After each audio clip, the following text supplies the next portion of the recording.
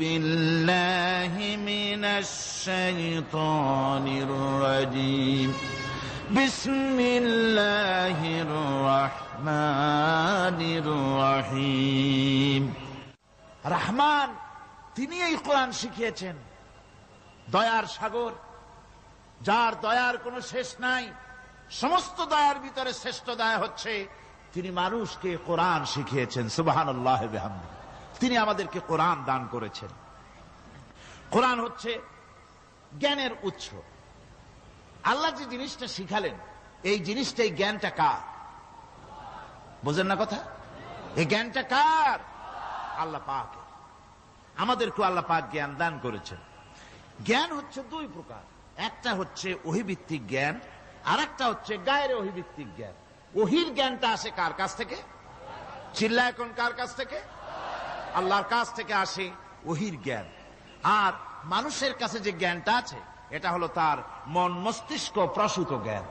আমাদের কাছে যত জ্ঞান আছে এই জ্ঞানটাকে আল্লাহ পাক বলেছেন ওয়ামা উতীতুম মিনাল ইলমি ইল্লা কালিলা। তোমাদেরকে খুব সামান্যতম জ্ঞান দেওয়া হয়েছে, খুবই সামান্যতম জ্ঞান তোমাদেরকে দেওয়া হয়েছে। আচ্ছা আপনারা বলুন, একটা ছোট্ট পাখি আটলান্টিক মহাসাগরের ভেতরে তার ঠোঁটটাকে ডুবিয়ে তারপরে সে যদি ঠোঁটটা তোলে তাহলে আটলান্টিকের পানি কমবে কতখানি? হ্যাঁ, অনেক কমে যাবে নাকি? আটলান্টিক টের পাবে যে কারো একটা ঠোঁট ঢুকছিল এর মধ্যে? টেরও পাবে না। আটলান্টিক মহাসাগরের ভিতরে পাখি তার চঞ্চুটা ঢুকিয়ে দিয়ে যতটুকুন পানি উঠাতে সক্ষম হয় না। ওহীর জ্ঞান বাদ দিয়ে গোটা পৃথিবীতে মানুষের যত জ্ঞান আছে, মানব সৃষ্টির প্রথম দিন থেকে নিয়ে আজ পর্যন্ত, এখান থেকে নিয়ে কিয়ামত পর্যন্ত যত জ্ঞান এসছে এবং যত জ্ঞান হবে মানুষের, সমস্ত জ্ঞান এক জায়গায় করলে আল্লাহ সুবহানাহু ওয়া তাআলার অনন্ত অসীম জ্ঞানের মহাসমুদ্রের ভেতর থেকে পাখি যেমন আটলান্টিক থেকে যতটুকুন পানি উঠাতে পেরেছে, বিশ্বের মানুষ আল্লাহর জ্ঞান থেকে অতটুকুনও তুলতে পারে না। ওয়ামা উতীতুম মিনাল ইলমি ইল্লা কালিলা। খুব সামান্যতম জ্ঞান তোমাদেরকে দেওয়া হয়েছে। আমি অবাক হই যখন আল্লাহ পাকের কোরআনে কারীমের এই আয়াত যখন স্টাডি করি, যখন পড়াশোনা করি, মুতালা করি, অবাক হয়ে যাই।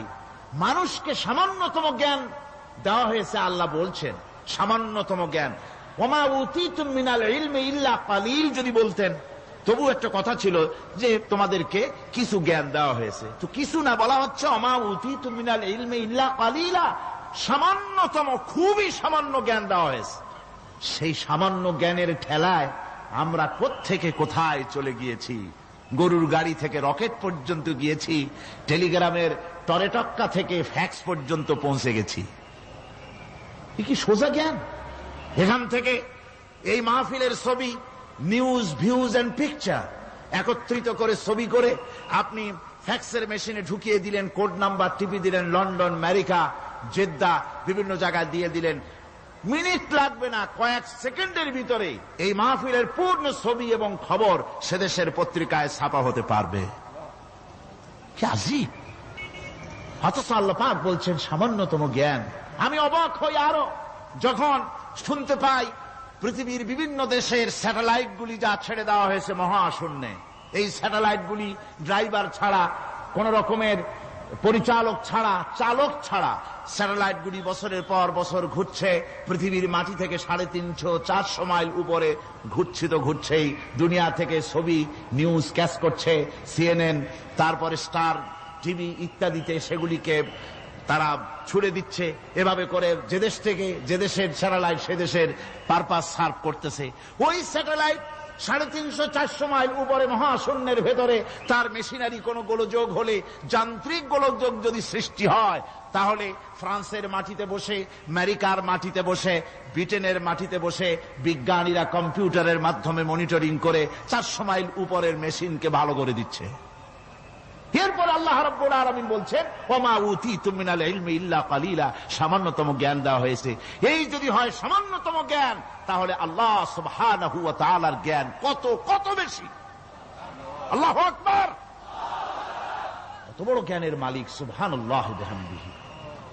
সেই মহান আল্লাহ পাকের পক্ষ থেকে এসেছে কোরআন। কার পক্ষ থেকে? قد جاء জাআকুম মিনাল্লাহি নূরুন ওয়া কিতাবুম মুবিন। আল্লাহ রাব্বুল আলামিন বলেন, আমি আল্লাহর পক্ষ থেকে তোমাদের জন্য এসেছে আলো, তোমাদের জন্য এসেছে নূর, আর তোমাদেরকে আমি দিয়েছি একখানা কিতাব, স্পষ্ট কিতাব দিয়েছি, নূর দিলাম, আলো দিলাম। সে আলো হলেন জনাবে মুহাম্মদুর রাসূলুল্লাহ সাল্লাল্লাহু আলাইহি ওয়াসাল্লাম। আর আমি যে তোমাদেরকে কিতাব দিয়েছি সেই কিতাবের নাম কোরআনে কারীম। একখানা কিতাব দিলাম যার নাম কোরআন শরীফ, একখানা কিতাব দিলাম আর একটা আলো দিলাম তোমাদেরকে। আল্লাহ পাক বলছেন তিনি দয়াবান রহমান, তিনি আমাদেরকে কোরআন শিখিয়েছেন। এই কোরআনের নাম কে রেখেছে? কে রেখেছে কোরআনের নাম? আল্লাহ। নাম শুধু কোরআনের নাম কোরআন নয়, শুধু কোরআনের নাম কোরআন, কোরআনের নাম ফুরকান, কোরআনের নাম হুদা, কোরআনের নাম শিফা তানজিল, কোরআনের নাম কিতাব, কোরআনের নাম জিক্র। অনেকগুলি নাম আল্লাহ নিজেই কোরআনের নাম রেখেছেন।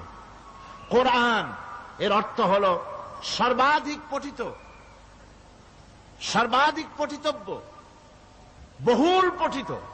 কোরআন শরীফ নাজিল হওয়ার আগে এই নাম আল্লাহ পাক দিলেন। আর আজ দেখা গেল পৃথিবীর বুকে কোরআনের চাইতে বেশি পড়া হয়েছে এমন একটা বইয়ের নাম কোন? বলেন, এমন একখানা কিতাবের নাম বলেন যে কিতাবখানা কোরআনের চাইতে সবচাইতে বেশি পড়া হয়েছে, এমন একটা কিতাবের নাম বলতে পারবেন? পারবেন না। কোরআন সর্বাধিক পঠিত কিতাব। আল্লাহ রাব্বুল আলামিন এই কিতাবকে অবতীর্ণ করেছেন। আলিফ লাম রা কিতাবুন আনজালনাহু ইলাইকা লিতুখরিজান নাসা মিনাজ-যুলুমাতি ইলান-নূর। আলিফ লাম রা। গোটা পৃথিবীর মানুষের মুখে আল্লাহ রাব্বুল আলামিন তালা লাগিয়ে দিয়েছেন, চ্যালেঞ্জ করেছেন, দুনিয়ার সব বোঝো। কত ভাষাবিদ পৃথিবীতে আছে, আরবি ভাষায় যারা পিএইচডি করেছে, ডিগ্রি করেছে, বড় বড় নাম যারা ভাষাবিদ, তারা বলো, তারা যদি সম্ভব হয় তাহলে তারা বলুক আলিফ লাম রা এর অর্থ কি। আলিফ লাম মিম হা মিম আইন সিন কফ ইয়াসিন তাহা, পারবে কেউ এর অর্থ করতে? ওয়াল্লাহু আ'লামু বিমুরাদি। এর অর্থ কেবলমাত্র আল্লাহ এবং তার বান্দা, যার প্রতি এই কিতাব অবতীর্ণ করা হয়েছে, তিনিই বুঝতে পারেন। আল্লাহ পাক বলছেন কিতাবুন আনজালনাহু ইলাইকা, আমি আপনার প্রতি একখানা কিতাব অবতীর্ণ করেছি, লিতুখরিজান নাসা মিনাজ-যুলুমাতি ইলান-নূর। একখানা কিতাব দিয়েছি, সুবহানাল্লাহি বিহামদি। এমন একখানা কিতাব দিলাম যেই কিতাবের সম্পূর্ণ কিতাবখানা 30 পারা কোরআন শরীফে কিতাব, যার প্রতিটি সূরা কিতাব, যার প্রতিটি আয়াত কিতাব, যার প্রতিটি শব্দ কিতাব, যার প্রতিটি অক্ষর কিতাব। এমন বিশাল কিতাব আল্লাহ রাব্বুল আলামিন আজিম কিতাব দান করলেন। আল্লাহ পাক বলেন এই জন্য দান করেছি যাতে করে আপনি মানব মণ্ডলীকে অন্ধকারের ভিতর থেকে আলোর দিকে নিয়ে আসতে পারেন। এই জন্যই এই কোরআন আমি আপনার প্রতি নাজিল করেছি। কোরআনে কারীম আল্লাহ পাক অবতীর্ণ করেছেন মানুষের কাছে, অর্থাৎ রাসূল করিম সাল্লাল্লাহু আলাইহি ওয়াসাল্লামের কাছে। এক সময় এইভাবে নাজিল হয়নি, 30 পারা কোরআন একসাথে আসেনি। এসছে কিভাবে? ধারাবাহিক ভাবে, আস্তে আস্তে, একটু একটু করে আল্লাহ পাক অবতীর্ণ করেছেন। এই কোরআন আল্লাহ নাজিল করলেন। তিনি বললেন আর রহমান আল্লামাল কোরআন। রহমান, তিনি কোরআন শিক্ষা দিয়েছেন, এমন কোরআন যে কোরআনে কোনো ভুল নাই। জোরে কোন সুবহানাল্লাহ। দেখেন, যত রকমের বই মানুষে লেখে, বাংলা, ইংরেজি, উর্দু, ফার্সি, যত রকমের ভাষায় হোক, যত বই লেখা হয়, বইয়ের ভূমিকায় গ্রন্থকার তিনি লেখেন এই বই লিখতে গিয়ে ভুল ভ্রান্তি হয়ে যেতে পারে। যদি কারো চোখে ধরা পড়ে জানিয়ে দিলে পরবর্তী সংস্করণে তা পরিশুদ্ধ করতে বাধ্য থাকিব। এরকম কথা বলে না? না, এরকম বলে যে আমি একখান বই লিখছি, এ বইয়ের মতো নির্ভুল বই আর কেউ লিখতে পারে নাই। এমন বাপের বেটার পৃথিবীতে জন্মাইছে কেউ? কেউ জন্মিয়েছে? কেউ জন্ম। এবং বইয়ের সূচনায় কোন গ্রন্থকার নিজের প্রশংসা দিয়ে বই শুরু করে না, বই শুরু করে নিজের দুর্বলতা দিয়ে। বই লিখতে গিয়ে ভুল হতে পারে, ছাপার ভুল হতে পারে, আমার ভুল হতে পারে, এটা সবাই লেখে। এই একখানা কিতাব তামাম পৃথিবীর বুকে অদ্বিতীয় কিতাব।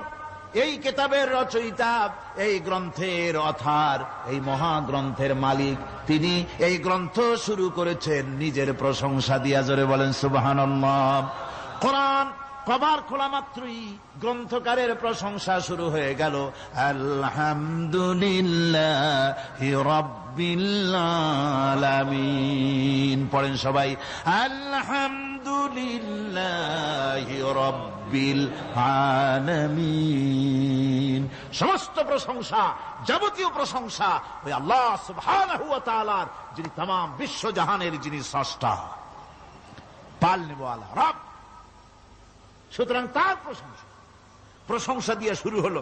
বইয়ের অথার যিনি, কিতাবের অথার যিনি, গ্রন্থের মালিক যিনি, তার নিজের প্রশংসা দিয়ে বই শুরু হয়ে গেল। সামনে এগোলেন, এবার কিতাব সম্পর্কে চিন্তা আসতে পারে ভুল টুল আছে নাকি। কিতাব খোলা মাত্রই প্রশংসার পরে দেখতে পাবেন যালিকাল কিতাবু লা রাইবা ফীহি। এই কিতাবের ভিতরে, এই সেই কিতাব যার ভিতরে কোনো ভুল নাই, কোনো সন্দেহের অবকাশ নাই। বিরাট চ্যালেঞ্জ আল্লাহ পাক করেছেন। পৃথিবীতে আল্লাহকে অস্বীকার করেছে এমন বহু পাপিষ্ঠ নরাধম নরপশু মানুষ মানব সমাজে জন্মায়েছে যারা আল্লাহকে অস্বীকার করেছে। আছে না? আছে না? কিন্তু একথা কেউ আজও বলেনি যে কোরআন শরীফ মানুষের তৈরি। একথা বলে কেউ প্রমাণ দিতে পারেনি, একথা বলার সাহসও কেউ রাখে না। তার কারণ, কেউ যদি বলে যে কোরআন মানুষের তৈরি, তাহলে তাকে বলা হবে যে তাহলে মানুষের তৈরি যখন, তুমিও তো মানুষ, একখানা তৈরি করো। আজ পর্যন্ত এই চ্যালেঞ্জের মোকাবেলা কেউ করতে পারেনি। আল্লাহ রাব্বুল আলামিন বলেন, আমি ইয়াকুলুনা ইফতারাহু কুল ফাআতু বিসূরাতিন মিন মিসলিহি ওয়াদউ মান ইসতাতা'তুম মিন দুনিল্লাহি ইন কুনতুম সাদিকিন। ও নবী, ওরা কি কথা বলে যে কোরআন মানুষের বানানো? যদি তাই হয়, আপনি বলুন যে তোমরা তোমাদের যত রকমের সাহায্যকারী আছে সমস্ত সাহায্যকারীদের সাথে নাও আর কোরআনের সূরার মতো করে সূরা বানাও। এরপরে আল্লাহ রাব্বুল আলামিন আবার চ্যালেঞ্জ করলেন, কুল ইন ইসতামা'তিল ইনসু ওয়াল জিন্নু আইয়াতু বিমিসলি হাযাল কুরআন। আপনি বলুন, तमाम পৃথিবীর মানুষ আর জেনেরা সব একত্রিত হয়ে যাও, সবাই একত্রিত হয়ে কোরআনে কারীমের সূরার মতো করে সূরা বানায় নিয়ে আসো যদি তোমাদের পক্ষে সম্ভব হয়। আল্লাহ পাক বলেন, লা ইয়াতুনা বিমিসলিহি ওয়ালাউ কানা বা'দুহুম লিবা'দিন যাহিরা। তোমরা যদি জেনেদের সাহায্যকারী মানুষ হও, মানুষের সাহায্যকারী জেনেরা হও, तमाम পৃথিবীর মানুষ আর জেন একত্রিত হয়ে প্রচেষ্টা চালালেও আল্লাহর কোরআনের সূরার মতো করে একটা সূরা কেউ বানাতে পারবে না। পারবে? পেরেছে কেউ? আজও পর্যন্ত কেউ কোরআনে কারীমের সূরার মতো করে একটা সূরা কেউ এই পৃথিবীতে বানাতে পারেনি, কারো পক্ষে এটা সম্ভব হয়নি। আল্লাহ রাব্বুল আলামিন আবার চ্যালেঞ্জ করেন, ইন কুনতুম ফি রাইবিম মিম্মা নাযালনা আলা আবদিনা ফাআতু বিসূরাতিন মিন মিসলিহি ওয়াদউ শুহাদাআকুম মিন দুনিল্লাহি ইন কুনতুম সাদিকিন। আমি আমার বান্দার উপরে যে কিতাব অবতীর্ণ করেছি এর ভিতরে সন্দেহ আছে বলে যদি মনে করো এর ভিতরে সন্দেহ আছে মানুষের বানানো, এমনটি যদি সন্দেহ হয়, তাহলে কোরআনের সূরার মতো করে একটা সূরা বানাও, ছোট্ট একটি সূরা বানাও। ফাতু বিসূরাতিন, সূরা আলে ইমরানের মতো না, সূরা আরাফের মতো না, সূরা মায়েদার মতো না। ফাতু বিসূরাতিন, ছোট্ট ছোট্ট একটি সূরার মতো করে একটা সূরা বানাও। কিয়ামত হয়ে যাবে, মানুষ কোরআনে কারীমের মতো একটি ছোট্ট সূরাও বানাইতে পারবে না। সুবহানাল্লাহ পড়ে। আমার ভাইয়েরা, এই কোরআন আল্লাহ রব্বুল আলামিনের পক্ষ থেকে নাজিল হলো। কোরআন মানুষের চিরটা কাল ধরে, আবহমান কাল ধরে মানুষের মনকে আকৃষ্ট করেছে। কোরআনে কারীমের এর ভাষা, এর লালিত্য, এর মাধুর্য, এর রচনা শৈলী এবং এর গতিময় ছন্দ, এর শব্দ বিন্যাস মানুষকে মুগ্ধ করেছে চিরকাল ধরে। আল্লাহর নবী বলেন, এ কোরআন যখন আমি তেলাওয়াত করতেছিলাম একটা রাত্রে, যে রাতে আমার তেলাওয়াতের সামনে ছিল জেনেরা যখন আমার কাছ থেকে তেলাওয়াত শুনল, ইসসামিআতু হাত্তা ক্বালু ইন্না সামি'না কুরআনান আজাবা। আমার মুখ থেকে যারা যখন তেলাওয়াত শুনল, জেনারা তখন এ কথা না বলে পারে নাই, আমরা এক আশ্চর্য ধরনের কিতাব শুনেছি। জোরে বলেন সুবহানাল্লাহ। ইন্না সামি'না কুরআনান আজাবা, এক আশ্চর্য ধরনের কোরআন শুনেছি। বলতেছে সেই সব জেনেরা যাদের বয়স 1000 বছর, 1500, 2000 বছর, 500 বছর, যারা জাব্বুর শুনেছে, ইনজিল শুনেছে, তাওরীত শুনেছে, সেসব জেনেরা বলছে ইন্না সামি'না কুরআনান আজাবা, আশ্চর্য কিতাব শুনেছি। এমন এক কিতাব ইয়াহদি ইলার রুশদ, যে কিতাব শুনলে পরে শ্রোতাকে হেদায়েতের রাস্তা দেখায় দেয়, এমন এক কিতাব শুনলাম। আর এই কিতাব শোনা মাত্র ফামান্না বিহি, কোরআন শুনলাম আর ঈমান আনলাম। নবীজি বলেন, জেনেরা আমার মুখে তেলাওয়াত শুনে পড়ে নিল লা ইলাহা ইল্লাল্লাহু মুহাম্মাদুর রাসূলুল্লাহ। এই কোরআন এমন এক কোরআন, মান ক্বালা বিহি সাদাকা, এ কোরআন শরীফ থেকে যে কথা বলে সেই সত্য কথা বলে। কোরআন থেকে যে কথা বলে সে কি বলে? তার কারণ কোরআন এসেছে কার কাছ থেকে? ওয়ামান আসদাকু মিনাল্লাহি কিলা, আমি আল্লাহর চাইতে সত্যবাদী আর কে হতে পারে? আল্লাহর নবী বলেন, কোরআন থেকে যে কথা বলে সেই সত্য কথা বলে। আর ওয়ামান আমিলা বিহি উজরা, এই কোরআন যে আমল করবে তাকে পুরস্কার দেওয়া হবে, সে পুরস্কৃত হবে, দুনিয়ায় পুরস্কার পাবে, আখিরাতেও পুরস্কার পাবে। সুবহানাল্লাহ। ওয়ামান হাকামা বিহি আদালা, আর কোরআন থেকে যে বিচার ফয়সালা করবে সেই কেবলমাত্র সঠিক সুষ্ঠু বিচার কায়েম করবে, সোশ্যাল জাস্টিস সেই করতে পারবে, সুবিচার জাস্টিস কায়েম সেই করতে পারবে। ওয়ামান দাআ ইলাইহি হুদিয়া ইলা সিরাতিম মুস্তাকিম, আর কোরআন থেকে যে দাওয়াত দেয়, কোরআনের দিকে যে দাওয়াত দেয় সেই কেবলমাত্র সঠিক সহজ সরল রাস্তার দিকে দাওয়াত দেয়, যেই দাওয়াত শুরু হয় পৃথিবীর মাটি থেকে আর শেষ হয় গিয়া জান্নাতুল ফেরদাউসে। আমার ভাইয়েরা, কোরআন এর পরিচয়ের কথা বলতেছিলাম। আল্লাহ পাক কি কোরআন আমাদের শিখালেন, কোন কোরআন আমাদের শিখিয়েছেন, সেই কোরআনের পরিচিতি আপনাদের সামনে আমি তুলে ধরতেছি। আমি নিজে না, এবার কোরআন তার পরিচয় নিজেই দেবে।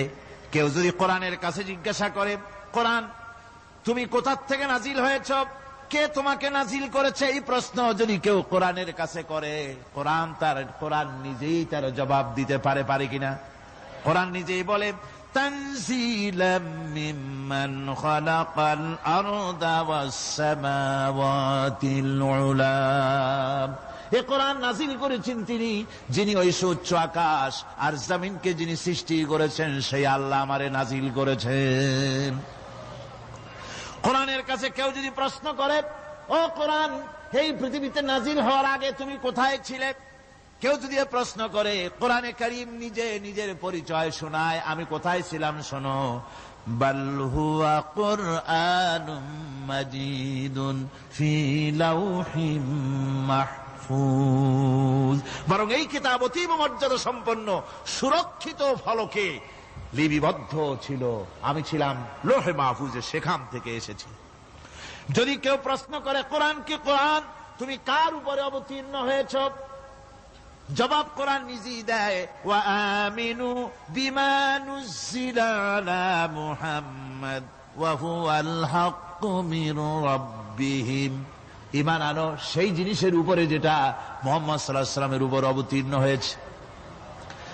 আবার অন্য আয়াতেও জবাব পাওয়া যায়, তাবারাকাল্লাযী নাযালাল ফুরকানা আলা আবদিহি লিয়াকুনা লিল আলামিনা নাযীরা।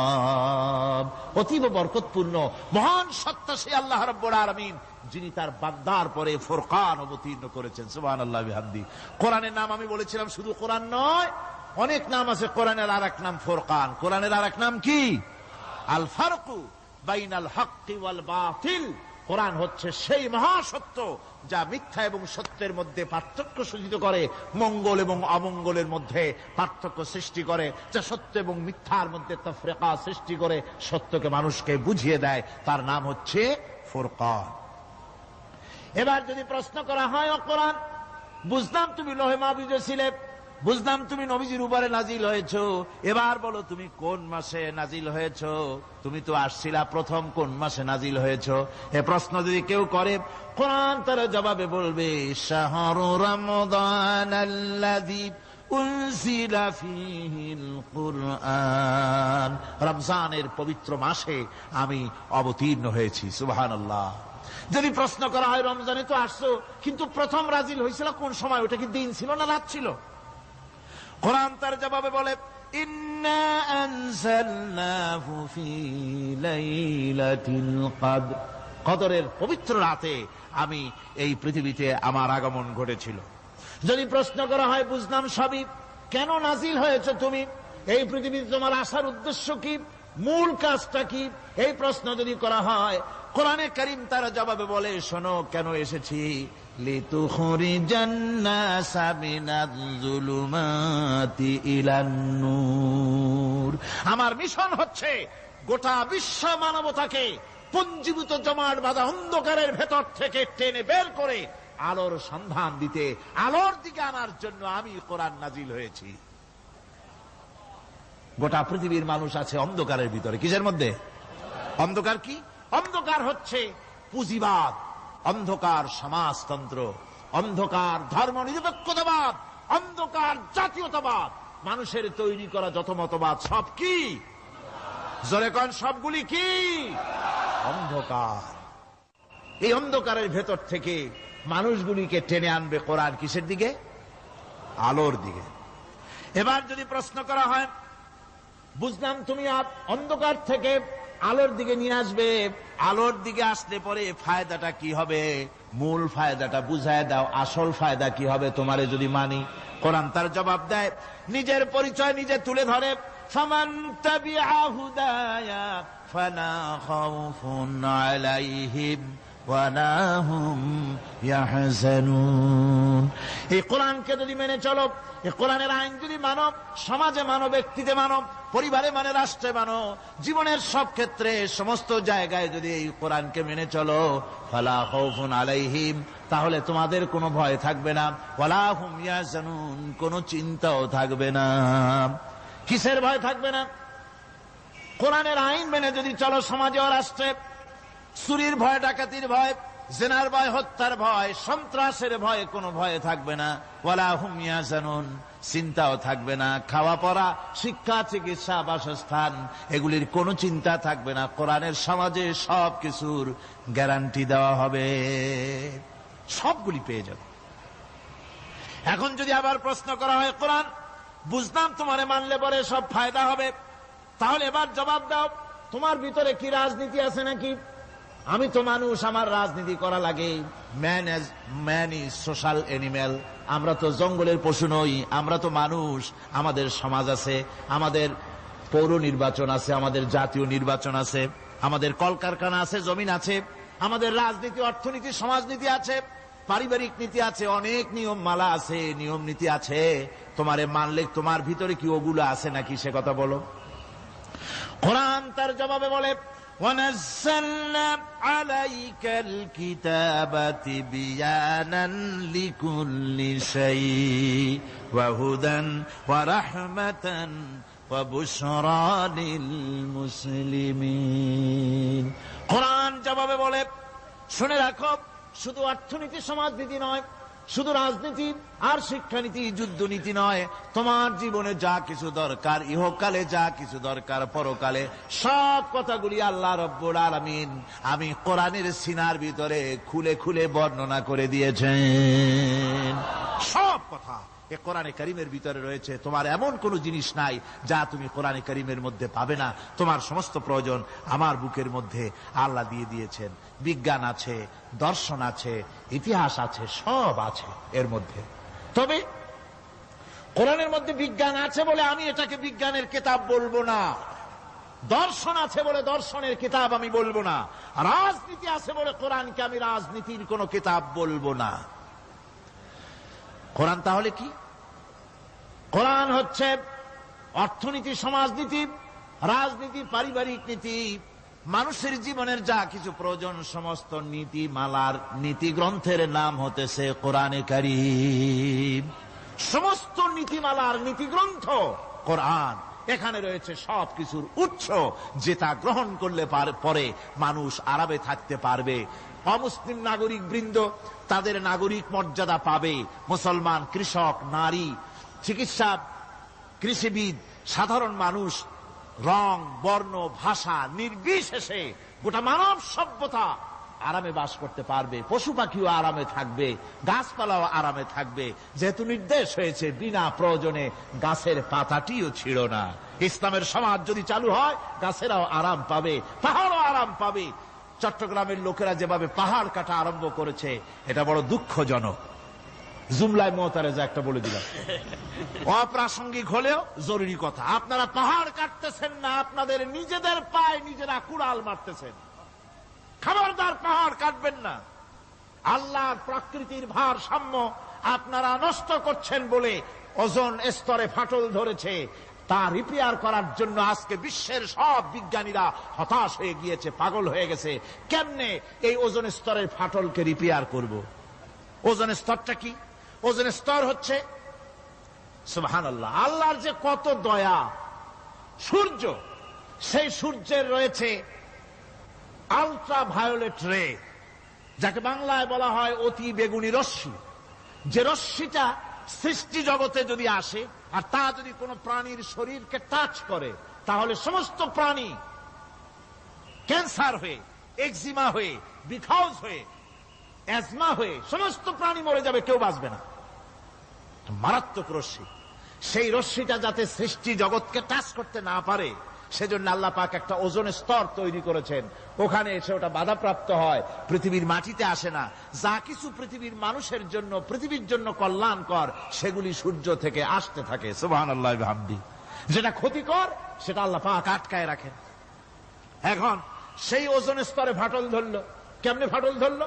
ফাটল আপনি আমি ধরাইছি। আপনি বলবেন যেটা কেমন কথা, আমি তো ওইখানে যাই নাই, আমি ফাটল ধরাইলাম কেমনে? ওই যে সেই আপনার প্রাইমারি স্কুলে ভিজিট করতে গিয়েছিলেন ইন্সপেক্টর, তারপরে প্রাইমারি না হাই স্কুল ভিজিট করতে গেছে। যায়া জিজ্ঞেস করছে, ছেলেরা কি পড়ছো? বলে ইতিহাস। ঠিক আছে, ইতিহাস থেকেই প্রশ্ন করব। বলতো চীনের প্রাচীর কে ভেঙেছে? ছেলেরা জবাব দিচ্ছে না। তুমি বলো, তুমি বলো। কেউ বলছে না। বেঞ্চের কোনা যে ছেলেটি, সে বলছে সর্বনাশ। কেউ যখন স্বীকার করে না, এটা তো আমার মাথায় আসবে। সব শেষ ইন্সপেক্টর তাকে বলছে, তুমি বলো তো কে ভেঙেছে চীনের প্রাচীর? কয়, স্যার, গ্রামে আমার দুষ্টমির যথেষ্ট বদনাম আছে, কিন্তু চীনের প্রাচীর ভাঙার মতো দুষ্কর্ম আমি করি নাই। ইন্সপেক্টর খুব রেগে গেলেন, মাস্টারের দিকে তাকালেন, এই বুঝি আপনার ইতিহাস পড়ানো? মাস্টার ইন্সপেক্টরের বিরক্তি ভরা মুখ দেখে বলছেন, স্যার রাগ করবেন না, এসব ছাত্র তো আমার, ওদের অবস্থা তো আমি জানি। আপনি আসছেন ঢাকা থেকে, আপনি জানবেন কি? আমি হলপ করে বলতে পারি, আমার ক্লাসের কোন ছাত্র চীনের প্রাচীর ভাঙে নাই। ইন্সপেক্টর রাগ হইয়া চলে গেছে হেডমাস্টারের রুমে, যায় বলছে যে আমি আপনার স্কুলের গ্রান্টকে আমি নাকচ করে দেব, মঞ্জুরি আমি ক্যান্সেল করে দেব। কেন? এই অবস্থা। হেডমাস্টার বলছে, স্যার রাগ করবেন না, আপনার জন্য কিছু টাকা পয়সাও রাখছি হাদিয়া, বড় একটা চর্বিযুক্ত খাসিও জবাহ করা হয়েছে, পুকুর থেকে রুই মাছ তোলা হয়েছে। তারপরেও আমার ছাত্ররা, টিচাররা বলার পরেও যদি আপনার সন্দেহ হয়ে থাকে যে আমার ছাত্ররাই ভাঙছে, তো ওই আপনি অসন্তুষ্ট হবেন না, রাগ করবেন না। স্যার, ওই প্রাচীর ভাঙতে যা খরচ লাগে আমি কিছু খরচ দেবো, তো আপনি রাগ করেন না। এখন চিন্তা করেন, স্কুলের ছাত্র থেকে শুরু করে হেডমাস্টার পর্যন্ত জ্ঞানের বহর। তো বলতেছিলাম, আপনি আমি ওজন স্তরে ফাটল ধরিয়েছি, তার অর্থ এই নয় যে আপনারা গিয়ে ওখানে কুড়াল মারিয়ে ওটারে ভাঙছেন। তাহলে ওটা কি হয়েছে? কোরআনে কারিমে রব্বুল আলামিন বলেন, ওয়ামা আসাবাকুম মিন মুসিবাতিন ফাবিমা কাসাবাত আইদিকুম ওয়া ইয়াফু আন কাসীর। যত বিপদ তোমাদের উপর আরোপিত হয়, সমস্ত বিপদ তোমাদের দুই হাতের কামাই করা। কে বলছেন? আল্লাহ পাক। ওজন স্তরে ফাটল ধরেছে, এটা বিপদ, বিশ্বের সমস্ত মানব সভ্যতা সৃষ্টি জগতের জন্য বিপদ। এই বিপদের জন্য দায়ী পৃথিবীর মানুষ। কিরকম? সেটা হচ্ছে গাড়ির পেছন থেকে যে কালো ধোঁয়া বের হয়, কল কারখানার চিমনি থেকে যে কালো ধোঁয়া বের হয়, এই কালো ধোঁয়াগুলি, তারপরে সমস্ত কেমিক্যাল উইপেন সেগুলি যে টেস্ট করা হয়, তার রিয়াকশন ইত্যাদি, এই কালো ধোঁয়া এবং সমস্ত মারণাস্ত্রগুলি এক্সপেরিমেন্ট করার সমস্ত এই রিয়াকশনগুলি সবগুলি গিয়ে ওই ওজন স্তরে ফাটল ধরিয়ে দিয়েছে। আস্তে করে পাতলা হয়ে এটা ফেটে গিয়েছে, অতি বেগুনি রশ্মি আসা শুরু করেছে। এটাকে বন্ধ করার জন্য বিজ্ঞানীরা আজ মরিয়া হয়ে গিয়েছে। ইনশাআল্লাহ আল্লাহ পাক তার বিজ্ঞানীদের মানুষের মাথায় বুদ্ধি এনে দিবেন, রিপেয়ারও হয়ে যাবে ইনশাআল্লাহ। সবাই বলেন ইনশাআল্লাহ। তাহলে বললাম কেন এ কথাটা? এই জন্য বললাম যে কোরআনে কারীমের মধ্যে আল্লাহ রাব্বুল আলামিন সব কথা বলে দিয়েছেন, কোনো কথা বাদ রাখেন নাই। পাহাড়গুলি ভেঙে আমরা ক্ষতি করতেছি, গাছগুলি কেটে আমরা ক্ষতি করতেছি, প্রকৃতির ভারসাম্য নষ্ট করে দিচ্ছি, ফলে সমুদ্রের পানি স্ফীত হচ্ছে, ভূমিকম্প বাড়তেছে, ঘূর্ণিঝড় হচ্ছে, টর্নেডো হচ্ছে, পৃথিবী বিধ্বস্ত হয়ে যাচ্ছে, ক্লাইমেটের পরিবর্তন আসছে। আজকে পৌষ মাস, এটা কি মাস? কত তারিখ? দেখেন বাংলা ভাষাকে কত মহব্বত করি। যদি বলি আজকে ডিসেম্বরের কত তারিখ, গড় গড় করে মুখস্থ হয়ে যাবে। বাংলারে খুব ভালোবাসি, মাসটার তারিখ বলতে পারলাম না, দুঃখিত। এই হলো আমাদের ভালোবাসা। আজকে পৌষ মাসের অর্ধেকও শেষ হয়ে যাচ্ছে, অথচ মনে হচ্ছে শীত যেন তার শ্বশুর বাড়ি বেড়াতে গেছে। এই যে অবস্থা, এই অবস্থা শুধু বাংলাদেশে নয়, গোটা পৃথিবীতে ক্লাইমেটের একটা বিরাট পরিবর্তন আসতেছে, একটা বড় রকমের পরিবর্তন আসতেছে। এর কারণ হচ্ছে এই পৃথিবীর মানুষেরা নিজেরাই প্রকৃতির ভারসাম্যকে নষ্ট করে দিয়েছে। এই ভারসাম্য নষ্ট হওয়ার কারণে আবহাওয়ার পরিবর্তন হচ্ছে, সামুদ্রিক জলোচ্ছ্বাস বাড়তেছে, ভূমিকম্প, আগ্নেয়গিরি ইত্যাদি হচ্ছে এবং পৃথিবীর মানুষ বিধ্বস্ত হচ্ছে। বলতেছিলাম এই কোরআনে কারীমের মধ্যে আল্লাহ পাক সব কথা বলে রেখেছেন। যদি জানতাম, বুঝতাম, তাহলে এই অবস্থার সৃষ্টি হতো না। এটা বিজ্ঞানের বই নয়, রাজনীতির বই নয়, সমাজনীতির বই নয়, বরং সমস্ত নীতিমালার উচ্চ, জ্ঞানের উচ্চ হচ্ছে আল কোরআন। জ্ঞানের উচ্চ কি? আরো জোরে বলেন, জ্ঞানের উচ্চ কি? আল কোরআন। পবিত্র কোরআনে এমন এমন ঘটনা আল্লাহ পাক বলেছেন যা ষষ্ঠ শতাব্দীর দুনিয়া এ সম্পর্কে কিছুই জানতো না। অবশ্য কিছু কিছু ঘটনা ইহুদিদের কিতাবে অতিরঞ্জিত আকার এবং বিকৃত অবস্থায় এসেছে, কিন্তু কোরআনে কারীম দুনিয়ার মানুষকে আদম সৃষ্টি, নূহের বন্যা, তারপরে মুসা আলাইহিস সালাম ফেরাউনের ঘটনা, ইব্রাহিম আলাইহিস সালামের নমরুদের ঘটনা এবং ইউসুফ আলাইহিস সালামের কাহিনী সবগুলিকে সুন্দর করে কোরআন শরীফ উপস্থাপনা করেছে রাসূলের মাধ্যমে, যা পৃথিবীর ইতিহাসে কেউ জানতো না। সেগুলি আল্লাহ পাক জানাইছেন কিভাবে? কোরআনে কারীম বলছে, তিলকা মিন আম্বাইল গায়বি নূহিহা ইলাইকা মা কুনতা তা'লামুহা আনতা ওয়ালা কওমুকা মিন ক্বাবলি হাযা। এ হলো সব অজ্ঞাত ঘটনা। সমস্ত ঘটনাগুলি আল্লাহ পাক তার হাবিবকে শুনিয়ে বলে দিলেন, সব অজ্ঞাত ঘটনা যা তুমি জানতে না, তোমার কোনো জানা ছিল না, আমি ওহীর মাধ্যমে তোমাকে সব জানাইছি। ইউসুফ আলাইহিস সালামকে যখন তার ভাইয়েরা কুয়ার মধ্যে ফেলে দিতেছিল তখন তুমি উপস্থিত ছিলে না, এই ঘটনা ওহীর মাধ্যমে আমি জানালাম। মুসা আলাইহিস সালামকে যখন ফেরাউন দরিয়ার ভিতরে ফেলে দিল, সেই সময় তুমি সিনাই পর্বতের পাশে দাঁড়িয়ে সব দৃশ্য লক্ষ্য করনি, অথচ আমি ওহির মাধ্যমে সব তোমাকে খুলে খুলে বলে দিয়েছি। আল্লাহ পাক সমস্ত ঘটনাগুলিকে বলে বলে কোরআন শরীফের মধ্যে সব সাজিয়ে দিলেন, বলে দিলেন। তিনি বললেন, ওয়ামা কুনতা বিজানিবিল গারবিয়্যি ইয কাযাইনা ইলা মূসাল আমরা ওয়ামা কুনতা মিনাশ শাহিদিন। ফিরআউন যে মূসার সঙ্গে যে ব্যবহারটা করলো, এ সময় সেখানে তুমি উপস্থিত ছিলে না, আমি ওহীর মাধ্যমে তোমাকে তা জানিয়েছি। كذلك نقص عليك من أنباء ما قد سبق وقد آتيناك من لدنا ذكرا। আল্লাহ পাক বলেন, এভাবে আমি আপনার কাছে অতীত ঘটনাবলী ওহীর মাধ্যমে নিখুঁত ভাবে আপনার সামনে সব বলে দিয়েছি। আমার ভাইয়েরা, এই বিশ্বলোকে ঊর্ধ্ব লোক সম্পর্কে নিয়ে ভুল তথ্য বর্ণনা আল্লাহ পাক করে দিয়েছেন কোরআনের মাধ্যমে।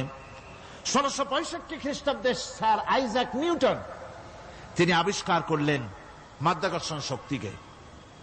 এই মাধ্যাকর্ষণ শক্তি, ল অফ গ্রাভিটেশন, এ সম্পর্কে মানুষের এই থেকে কিছু জানলো, কিন্তু আজ থেকে 1400 বছর আগে আল্লাহ রাব্বুল আলামিন তার উম্মি নবী, যিনি কোনো বিজ্ঞানাগারে লেখাপড়া করেন নাই, কোনো সায়েন্স রিসার্চ করেননি, যিনি কোনো কলেজ ইউনিভার্সিটিতে পড়াশোনা করেননি, তার মাধ্যমে জানিয়েছেন মাধ্যাকর্ষণ শক্তির কথা। কোরআন বলছে, ইন্নাল্লাহা ইউমসিকুস সামাওয়াতি ওয়াল আরদা আন তাজুলা। এই পৃথিবী এবং সমস্ত গ্রহ উপগ্রহকে আল্লাহ পাক বলছেন, আমি এমন এক শক্তি দিয়েছি যে শক্তির মাধ্যমে একটা আরেকটাকে আকর্ষণ করে রাখছে। এই পৃথিবীতে মাধ্যাকর্ষণ শক্তি শুধু পৃথিবীর নাই, সূর্যের আছে, মঙ্গলের আছে, নেপচুনের আছে, ইউরেনাসের আছে, বৃহস্পতির আছে। প্রত্যেকটি গ্রহের আলাদা আলাদা মাধ্যাকর্ষণ শক্তি আছে। আর এই শক্তির বলে একটা আরেকটাকে টেনে ধরছে, যাতে করে বিচ্ছিন্ন হয়ে না যায়, যাতে করে ধ্বংসপ্রাপ্ত না হয়। এগুলি আল্লাহ পাক এই তথ্যগুলি কোরআনে কারীমের মধ্যে বলেছেন। ফলে মরিস বুকাইলির মতো লোক, যিনি ফরাসি দার্শনিক, তিনি বলেছেন দুনিয়ার সমস্ত বিজ্ঞানীদের থিওরি হচ্ছে এই, যে বিজ্ঞানের কোন থিওরি ফাইনাল নয়। আজ একটা হচ্ছে, কাল সেটাকে পরিবর্তন করে নতুন আর এক থিওরি আসতেছে। কিন্তু কোরআনে কারীমের মধ্যে আমি, কে বলতেছেন এ কথা? না না না, মরিস বুকাইলি বলছেন, কোরআন শরীফের ভিতরে আমি যে বিজ্ঞানের তথ্য পেয়েছি, থিওরি পেয়েছি, তার কোনো পরিবর্তন আজও হয় নাই, ভবিষ্যতেও হওয়ার কোনো সম্ভাবনা নাই। মরিস বুকাইলি মনে করেছিলেন বেদ আর বাইবেলে যেমন ভুল আছে, কোরআন শরীফে ওই রকম ভুল আছে, নাউজুবিল্লাহ। সেই জন্য তিনি আরবি শিখলেন কোরআন বোঝার জন্য, ভুল ধরার জন্য। কোরআন শিখলেন কি জন্যে? ভুল ধরার জন্য। আর এমন শেখা শিখছেন, ওই আরবি শিক্ষা মানে আমাদের দেশের লোকদের মতো আনাকুন জানাকুন শেখে নাই, ভালো করেই শিখছে, ভালো করেই মুখস্থ করেছেন, তার ভালো করে আরবি শিখেছেন, তারপরে কোরআন শরীফ পড়েছেন, তারপরে তিনি এ কোরআন পড়ে তেলাওয়াত করে বুঝে এরপরে তিনি বই লিখেছেন the Bible, the Quran and science. এই বইয়ের মধ্যে তিনি পরিষ্কার লিখেছেন, কোরআন পড়লাম, এর ভিতরে একটা নকতা দেওয়ার, একটা কলমের ফোঁটা দেওয়ার জায়গা কারো নাই। কোরআন নিঃসন্দেহে মহান স্রষ্টা আল্লাহ রাব্বুল আলামিনের মানুষের বানানো কিতাব, এটা হতে পারে না। সুতরাং কোরআন শরীফের মধ্যে আল্লাহ পাক সব কথা বলে দিয়েছেন। বিজ্ঞানের সাথে কিন্তু কোরআনের সংঘর্ষ নাই। অনেকে মনে করে যে বিজ্ঞান আর কোরআন এর মধ্যে বিরাট সংঘর্ষ। না, বিরাট সংঘর্ষ নয়, দুই একটা পয়েন্টে সংঘর্ষ থাকতে পারে। অধিকাংশ ব্যাপারই বিজ্ঞান, আমি মনে করি বিজ্ঞানের আবিষ্কার যত বাড়বে, কোরআন বোঝা মানুষের জন্য তত সহজ হবে। এটা আমার ধারণা, এটা আমার ধারণা। বিজ্ঞানের সাথে দুই একটা পয়েন্টের উপরে সংঘর্ষ আছে, যেমন চন্দ্র এবং সূর্য সম্পর্কে, সৌরজগৎ সম্পর্কে Copernicus, Kepler, Galileo, Newton, Einstein মহাশূন্য সম্পর্কে যে সব বক্তব্য রেখেছেন, সেসব বক্তব্যের সাথে কোরআন শরীফের কিছুটা বৈপরীত্য রয়েছে। যেমন কেউ বলেছেন সূর্য ঘোরে, পৃথিবী স্থির, কেউ বলে সূর্যের চতুর্দিকে পৃথিবী ঘোরে, কেউ কয় চন্দ্র ঘোরে, কেউ কয় আমরা কি আর বসে থাকি, আমরাও ঘুরি। কিন্তু আসলে ঘোরেটাকে কে ঘোরে, এ ফয়সালা কে দেবে? কে দিবে বলুন তো? হ্যাঁ, ঠিক বলেছেন, আল্লাহই দিবেন, কারণ এগুলি সৃষ্টি করেছেন কে? এবার শুনুন, এই বিতর্কের মীমাংসা আল্লাহ পাক করছেন কোরআনে কারিমে বহু আগে। গ্যালিলিও, কেপলার, কোপারনিকাস, এদের বলার অনেক আগে বিশ্বনবী জনাবে মুহাম্মদ রাসূলুল্লাহ সাল্লাল্লাহু আলাইহি ওয়াসাল্লাম তিনি বলে দিয়েছেন, আল্লাহর কথা তিনি বলেছেন, লাশ-শামসু ইয়ানবাগী লাহা আন তুদরিকাল কামারা ওয়ালাল লাইলু সাবিকুন নাহার ওয়া কুল্লুন ফি ফালাকিন ইয়াসবাহুন। প্রবল জ্ঞানী হইবে যাহারা, আপন মনেতে বুঝিবে তাহারা, রাত্রি পারে না আগে যাইবার দিনের স্থান করি অধিকার, চন্দ্র বাঁধে না সূর্যের গায়েতে, সূর্য পারে না চন্দ্রকে ধরিতে, যার যে স্থান বহাল রাখিয়া ভ্রমণ করিছে খোদাকে ডরিয়া। আল্লাহ রাব্বুল আলামিনকে ভয় করে সব ঘুরছে, চাঁদও ঘোরে, সূর্য ঘোরে, মঙ্গল ঘোরে, ইউরেনাস ঘোরে, বৃহস্পতি ঘোরে, পৃথিবীও ঘোরে, সব ঘুরছে তো ঘুরছেই, বন বন করে ঘুরছে, একটা নির্দিষ্ট কক্ষপথে, আপন আপন কক্ষপথে ঘুরছে, যার ফলে অ্যাক্সিডেন্ট হয় না। সুবহানাল্লাহ, জোরে বলেন সুবহানাল্লাহ। নির্ধারিত কক্ষে ঘুরছে, নির্ধারিত কক্ষে ঘুরছে। এর কক্ষগুলি আল্লাহ পাক ঠিক করে দিয়েছেন, সেই কক্ষে ঘুরতেছে, একে অপরের পথ অতিক্রম করতেছে না। আবার ওই মহাশূন্যের ভেতরে রয়েছে black hole. Black hole, black hole কি? ব্ল্যাক হোল হচ্ছে একটা বিরাট অন্ধকার গহ্বর, একটা মৃত্যুকূপ। এত বড় বিরাট ব্ল্যাক হোল মহাশূন্যে আছে, বিজ্ঞানীরা হয়রান হয়ে গেছে। তার এত বড় শক্তি, সে শুধু তারা খায় না, কোন তারকা ঘুরতে ঘুরতে যদি তার কাছে এসে যায় তারাকে খেয়ে ফেলে। কোন আলো যদি কাছে আসে, আলো শুষে নিতে নিতে আলো যার থেকে এসেছে সেটাকেও শেষ করে ফেলে। এ ধরনের একটা দারুণ আকর্ষণী শক্তি তার মধ্যে আল্লাহ সৃষ্টি করেছেন। একটা ব্ল্যাক হোল আছে মহাশূন্যের ভিতরে। সূর্য, চন্দ্র, গ্রহ, নক্ষত্র, যে সূর্য পৃথিবীর চাইতে 13 লক্ষ গুণ বড়, এমন 2 কোটি সূর্য খাইয়া হজম করতে পারে, এত বড় ব্ল্যাক হোল আল্লাহ তৈরি করে রেখেছেন মহাশূন্যের উপরে। রয়েছে মিল্কি ওয়ে, রয়েছে গ্যালাক্সি, অন্তত 10,000 কোটি, 10 সহস্র কোটি তারকা দিয়ে সমৃদ্ধ গ্যালাক্সি মিল্কি ওয়ে, যেটা অন্ধকার রাত্রে, তারকা সজ্জিত রাতে উত্তর দক্ষিণ দিকে টানা একটা পথের মতো দেখা যায়। এটা হচ্ছে গ্যালাক্সি, এইটাকে বলা হয় মিল্কি ওয়ে। এটা হচ্ছে ছায়াপথ। অসংখ্য তারকা এর মধ্যে রয়েছে। কত বড় বড় তারকা, অনেক দূরে। তাই আমরা দেখি বিন্দু বিন্দু, আসলে কি বিন্দু না। কত বড় জানেন? বিজ্ঞানীরা বলেছেন দৈত্যের মতো বিরাট বিরাট তারকা আছে, যে সূর্য পৃথিবীর চাইতে 13 লক্ষ গুণ বড়। এরকমের সূর্যের অন্তত 3 কোটি সূর্য খাইয়া হজম করতে পারে, এরকম অসংখ্য তারকা মিল্কি ওয়ের ভিতরে আল্লাহ সৃষ্টি করেছেন। সুবহানাল্লাহ বিহামদিহি, সুবহানাল্লাহ। আর মানুষ লাফায়, 4 আঙ্গুল মানুষ খালি লাফ দেয়, মোষ কতগুলো রাখিয়া। কোন আনন্দে লাফাও, কি শক্তি তোমার! মহাশূন্যের তুলনায় এই পৃথিবীর অবস্থান কি জানেন? এই জন্য যত বেশি পড়াশোনা করবেন মাথা নত হয়ে যাবে। কমিউনিস্ট হয় ছাগলেরা, বুদ্ধিমান কোনদিন কমিউনিস্ট হয় না। কারা কমিউনিস্ট হয়?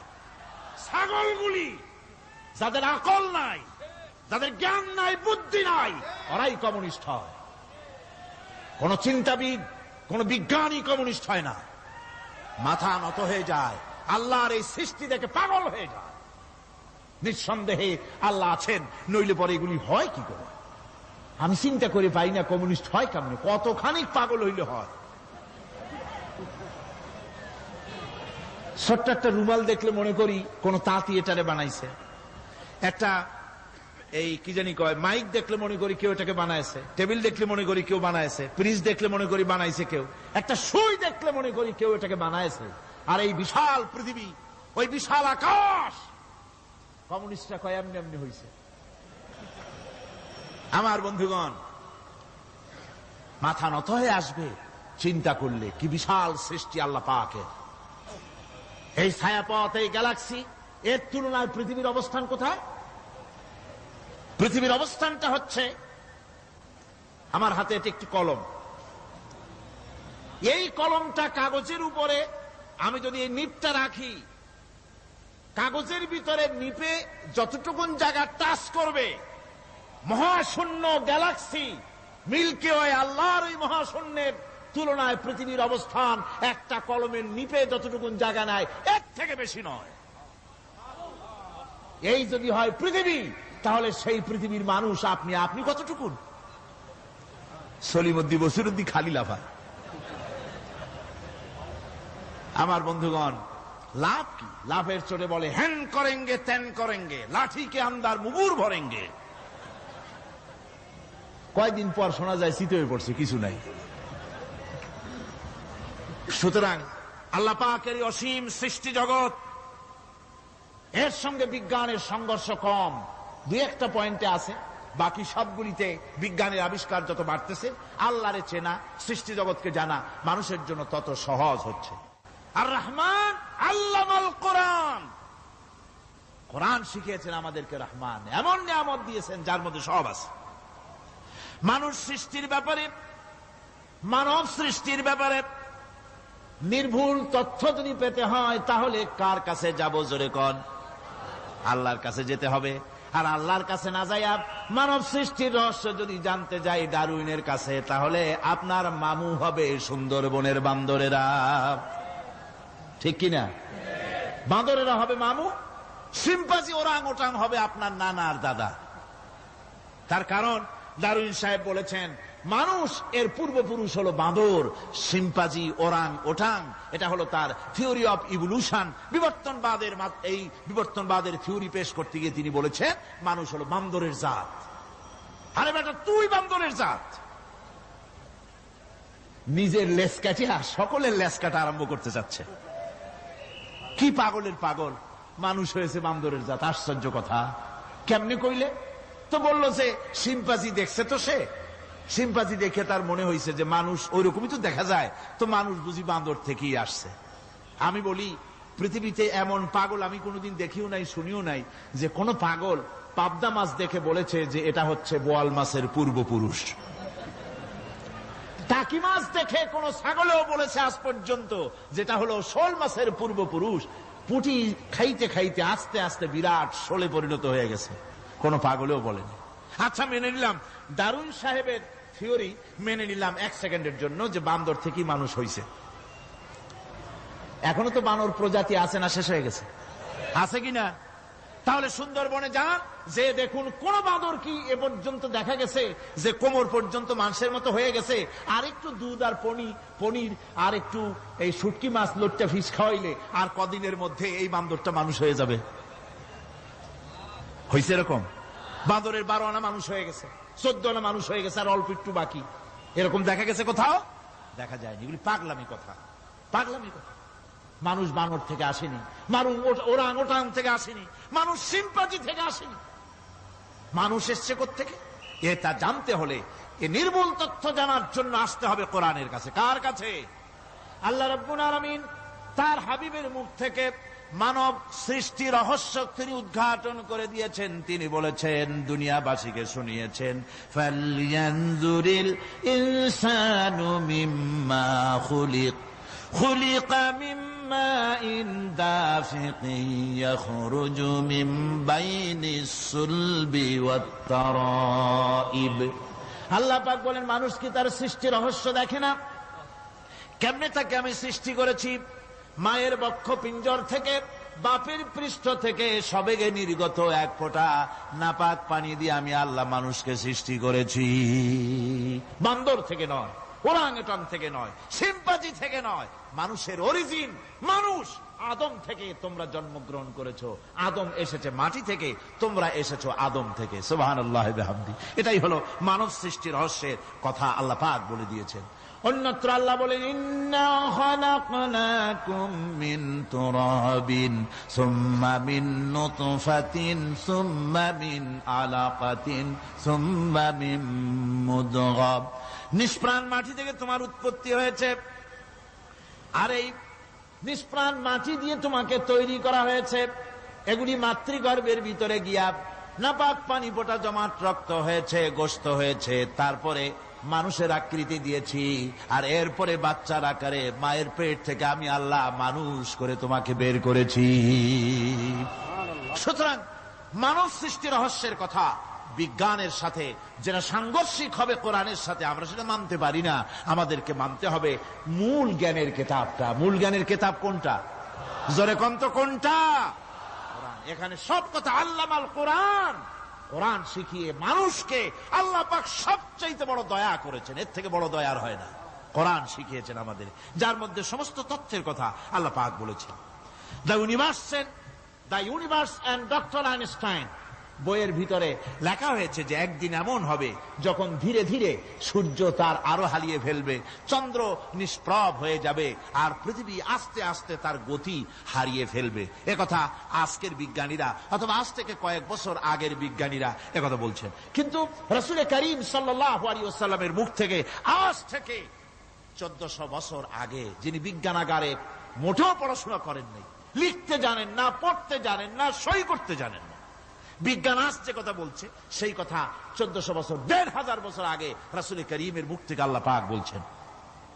কোরআনে কারীম বলছে ইয়াসআলু আইয়ানা ইয়াউমুল কিয়ামা ফাইদা বারিকাল বাসারু ওয়া খাসাফাল কামারু ওয়া জুমিআশ শামসু ওয়াল কামার।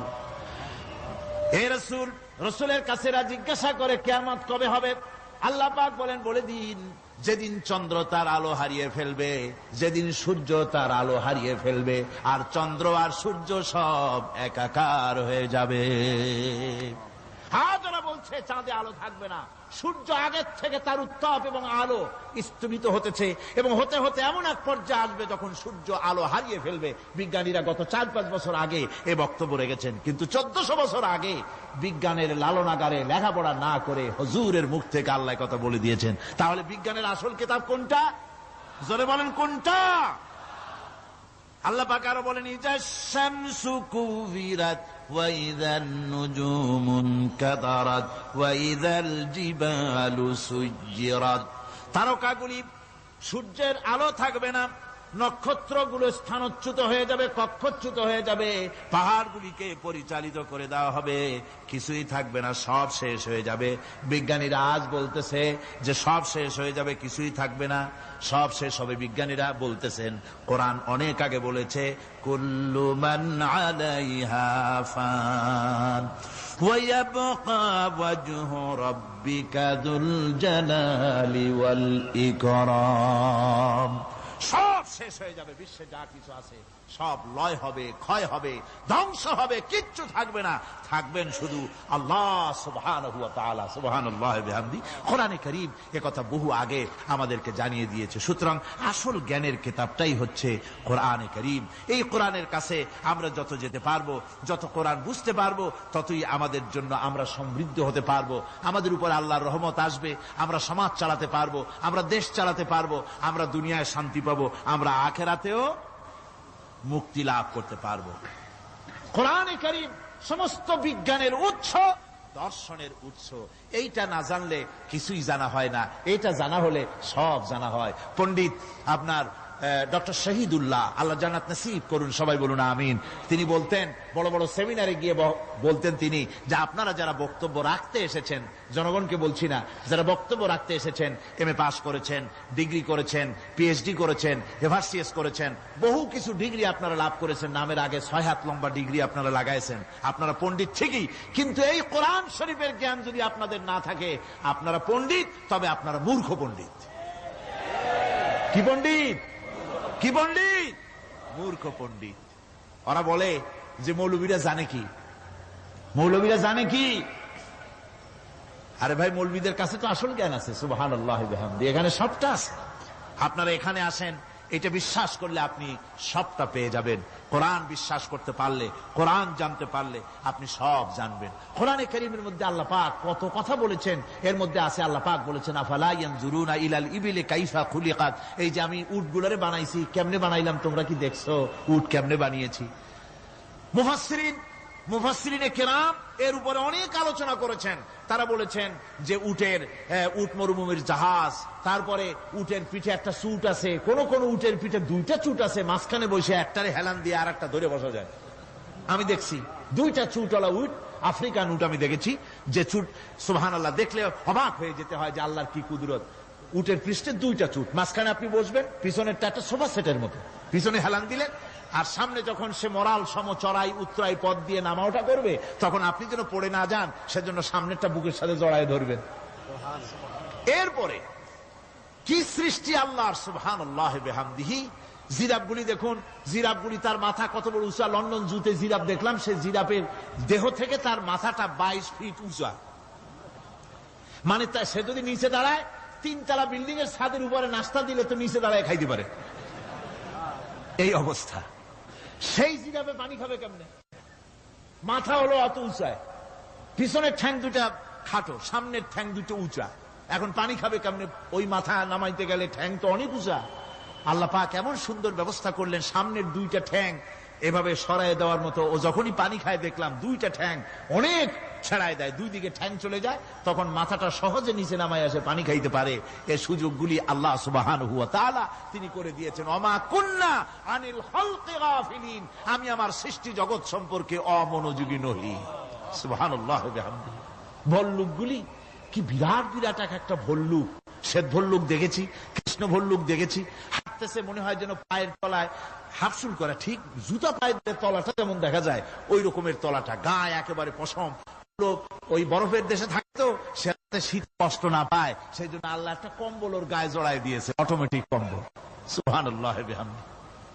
তো উট, আল্লাহ বলছেন উট কেমনে বানাইছি দেখছো? আফালা ইয়ানজুরুনা ইলাল ইবিলি কাইফা খুলিকাত, উট বানালাম কেমনে দেখেছিস? মানুষ অবাক হলো, আল্লাহ এত কথা থুইয়া উটের কথা বলছেন। কারণ নানান রকম মানুষ বলল। শেষ পর্যন্ত প্রাণীতত্ত্ববিদরা তারা আবিষ্কার করলেন মূল কারণটি। অনেক কারণ আছে আল্লাহ পাকে কথা বলার। উট তো মরুভূমির জাহাজ, তারপরে উট মানুষের অনেক উপকারে আসে, একথা বলা হয়েছে। প্রাণীতত্ত্ববিদরা খুঁজে খুঁজে তারা দেখতে পেয়েছে যে উটকে জবাহ করে দেখা গেছে, উট সমস্ত প্রাণী বাতাস থেকে অক্সিজেন যতটা গ্রহণ করে ততটা ছেড়ে যায়, যতটা গ্রহণ করে ততটা ছেড়ে যায়। একমাত্র প্রাণী উট যে যতটা অক্সিজেন গ্রহণ করে বাতাস থেকে সবটা ছাড়ে না, 2/3 ছেড়ে দেয়, 1/3 তার লাংসের পাশে রাখার জন্য আল্লাহ পাক একটা চেম্বার তৈরি করেছেন। ওই চেম্বারের ভিতরে 1/3 অক্সিজেন থেকে যায়। কারণ পানিও রেখে, তার পানি রাখার জন্য রিজার্ভ ট্যাঙ্কি আছে, একটা ভেতরে একটা রিজার্ভ ট্যাঙ্কি আছে, অক্সিজেন রাখার একটা চেম্বার আছে। এগুলি কেন? এই জন্য যে মরুভূমির ভিতরে সাইমুম শিল্পী গোষ্ঠী না, কিন্তু ঝোড়ো হাওয়া, মরুভূমির ভিতরে ঝোড়ো হাওয়া, এই ঝোড়ো হাওয়া যখন আরম্ভ হয়ে যায় তখন মানুষ বাঁচতে পারে না, মানুষ টের পাইয়া সব বাড়িতে চলে যায়। মরুভূমিতে চড়ে বেড়ায় উট, সে যাবে কোথায়? ওর তো যাওয়ার জায়গা নাই। 7 দিন 8 দিন 1 সপ্তাহ 2 সপ্তাহ পর্যন্ত এই মরুভূমিতে ঝড় চলতে থাকে, বালুর ঝড়, কিচ্ছু দেখা যায় না। ওখানে দেখছিলেন বালুর পাহাড়, কালকে আজকে দেখবেন বালুর পাহাড় এখানে চলে আসছে। এইভাবে পাহাড় তৈরি হয়ে যায়, বালি উড়ায় নিয়ে যায় বাতাসে। এই বাতাসের ভিতরে বালু উঠতে থাকে সমানে, মানুষ প্রাণী কিছুই সেখানে শ্বাস করতে পারে না, বাঁচতে পারে না। উটের মতো প্রাণী যে মরুভূমিতে থাকে, ও বাঁচবে কি করে? আল্লাহ সুবহানাহু ওয়া তাআলা ওর লাংসের পাশে অক্সিজেন রাখার চেম্বার করে, পানির ট্যাঙ্কি তৈরি করে দিয়ে রেখে এমন কায়দা করেছেন, ও যখনই টের পায় যে ঝড় শুরু হবে, সাথে সাথে ঠ্যাং দিয়া মুখ দিয়া গর্ত করে বালুর ভিতরে মাথা ঢুকাইয়া 1 সপ্তাহ 2 সপ্তাহ থাকতে পারবে মাটির তলে, অক্সিজেনের অভাব হবে না। আফালা ইয়ানজুরুনা ইলাল ইবিলি কাইফা খুলিকাত, দেখো নাকি কিভাবে সৃষ্টি করেছি আমি এই সুন্দর উটকে, একবার দেখো। আর শুকরিয়া তোমার মাথা নত হবে। যত বড় কমিউনিস্ট হও, আল্লাহর শ্রেষ্ঠের জন্য সেজদা দিতে বাধ্য হবে যদি তোমার ঈমান এতটুকুনো থাকে। আল্লাহুম্মা আমিন।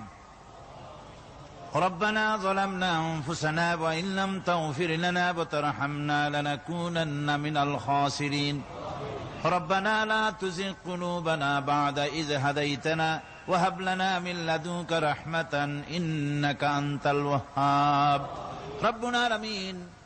হাজার হাজার মুসলমান নরনারী দীর্ঘক্ষণ ধরে তোমার কোরআনের কথা শুনেছি, মেহেরবানি করে সওয়াবটুকুন রাসূল করিম সাল্লাল্লাহু আলাইহি সাল্লামের রূহ মুবারকে পৌঁছে দাও। तमाम পৃথিবীর মাটির নিচে যত মুমিন মুমিনাত শুয়ে আছে আল্লাহ তুমি মেহেরবানি করে কবরগুলিকে জান্নাতের টুকরায় পরিণত করে দাও। আমাদের মা বাপ যাদের দুনিয়া থেকে বিদায় হয়ে গেছে আল্লাহ দয়া করে তাদেরকে জান্নাতবাসী করে নিও। রব্বিরহামহুমা কামা রব্বায়ানি সগীরা।